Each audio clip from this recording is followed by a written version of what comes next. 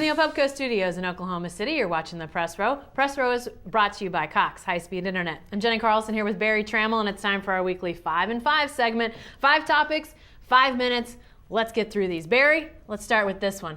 Bob Stoops or Mike Gundy? Who's under more pressure Saturday in Bedlam? I'm going to say Bob Stoops. Gundy needs to beat OU. It'd be great. He needs the Big 12 title, first in school history. But Gundy, this season, has elevated his program, and anybody associated with OSU knows that Oklahoma State's taken another major step. Number 2 in the BCS, national title contender. Yeah. So either way, this is still a solid season for Oklahoma State. If OU loses, it's not a solid season for the Sooners. It's a disaster. It's a disaster. Fire everybody. Fire everybody. Start over. Go back to the wishbone. 3 losses when you're preseason number 1. That's just for Stoops, not for his own state of mind, but also for not having to listen to a bunch of noise.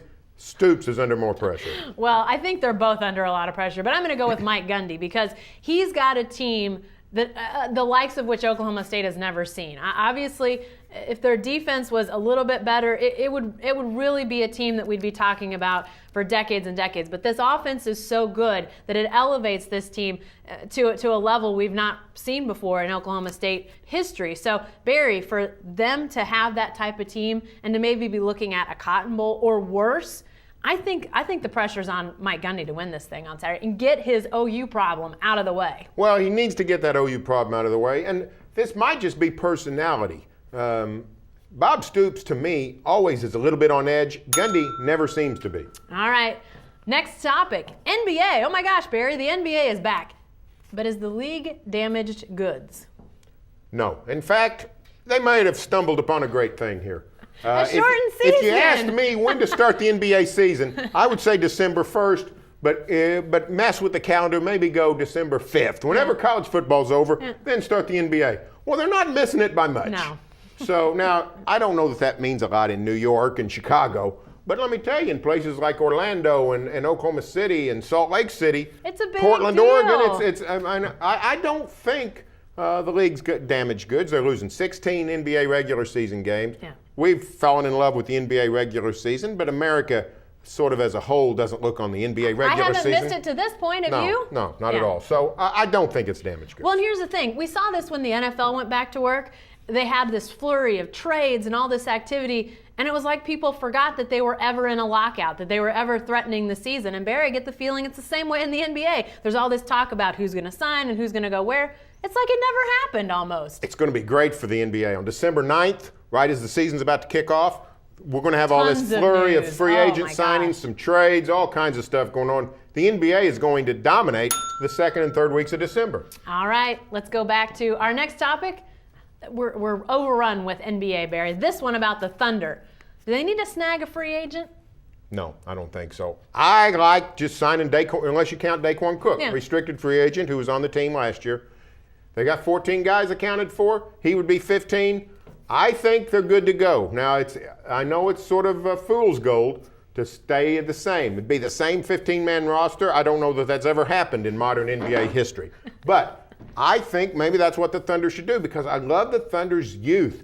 They're getting better just by growing up. Yeah. So I think they ended the season on a high note. Western Conference Finals, disappointing losses to Dallas, but still they showed signs that this is the team of the future. I'd go with what they've got. But here's the guy that I'm not sure is going to be on the roster, Nate Robinson. I'm not sure Nate sticks around for another year. You know, he came over as part of the Kendrick Perkins trade. And Barry, I think it's sort of been believed from even during the season last year that he wouldn't be with the team. So go out and find another veteran. There are guys to be had. And we saw that they didn't need him to play that point guard spot when you've got Eric Maynor and Russell Westbrook there to play it. I think that's the guy that might be on the trading block to go out and maybe find a free agent to fill that 15th spot. Well, you might be able to let Nate Robinson go and leave it open and see what happens in February, March. Maybe get a guy you really need then. All right. Topic number 4. This is important, Barry. Did you go Black Friday shopping?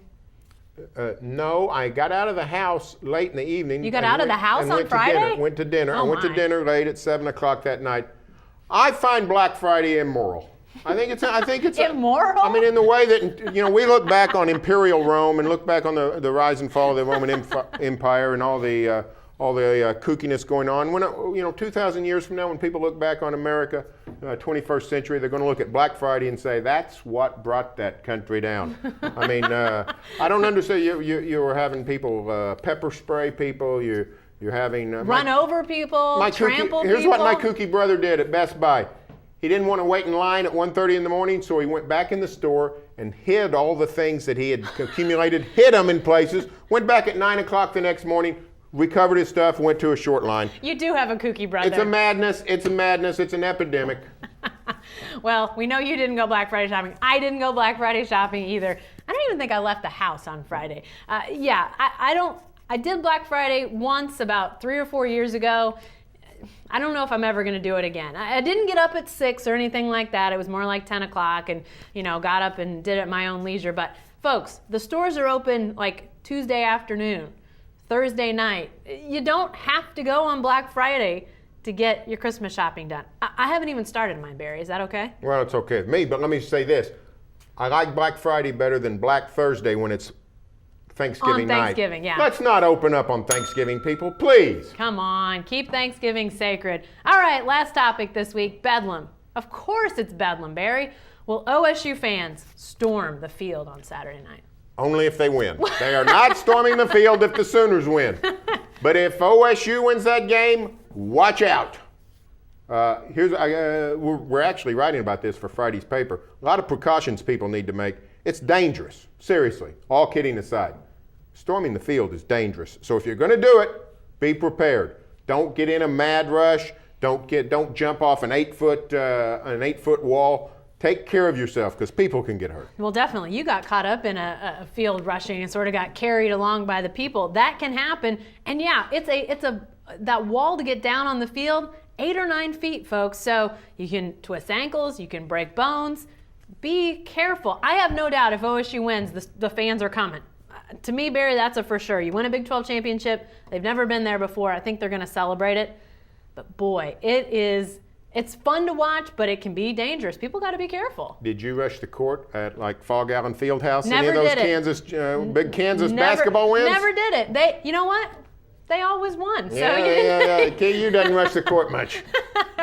All right, that's it for 5 and 5. Be sure to stay with the best coverage team anywhere at newsok.com and every day in the Oklahoman.